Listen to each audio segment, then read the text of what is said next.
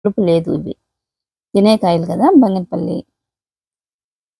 ఇవన్నీ కూడా కడిగేసిన తర్వాత దీనిపైనున్న పొట్టుని చెక్కేస్తున్నాను. దీనిపైన పీల్ ఉంటుంది, పిల్లర్తో తీసేసి తర్వాత ఈ ముక్కలన్నీ కూడా కట్ చేసేసుకొని నేను మిక్సీ జార్లో అయితే వేసుకొని పేస్ట్ లాగైతే చేసుకున్నానండి.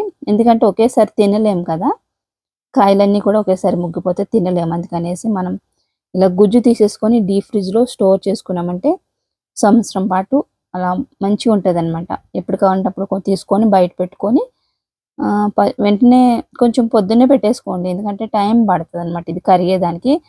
లేదు చిన్న చిన్న బాటిల్లో వేసుకుంటే మీరు ఇంకా బెటరు. ఒకటే పెద్ద సీసాలో వేసారనుకో అదంతా కరిగడానికి టైం పడుతుంది అనమాట. ఇక్కడ నేనైతే మొత్తం అంతా ఇలా మిక్సీ జార్లో గుజ్జులాగే మొత్తం ముక్కలు ముక్కలు వేసేసుకొని దీన్ని మిక్సీ జార్లో వేసి తిప్పేస్తున్నాను మెత్తగా. నీళ్లు పోయొద్దండి, నీళ్ళు కానీ పంచదార కానీ ఏమి వేయలేదు నేను ఇక్కడ. ఉట్టు మామిడికాయ గుజ్జు మాత్రమే మిక్సీలో వేసాను.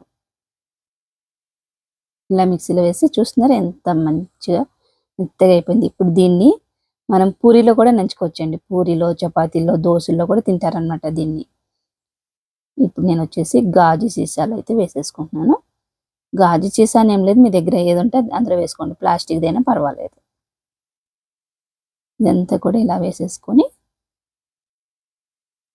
కూడా నేనైతే కొంచెం తక్కువనే చూపిస్తున్నాను వీడియో కోసమని. తర్వాత నేను ఇంకా స్టోర్ చేస్తానండి మామిడి గుజ్జు అయితే.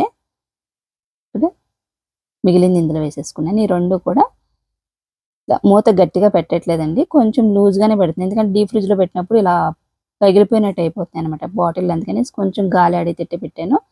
తర్వాత ఎప్పటికంటే అప్పుడు మనం ఇలా జ్యూస్ చేసుకోవచ్చు అండి. కొంచెం పాలు కానీ నీళ్ళు కానీ కొంచెం షుగర్ వేసుకునే వాళ్ళు షుగరు, ఐస్ క్యూబ్స్ వేసి జ్యూస్ చేసుకోవడమే.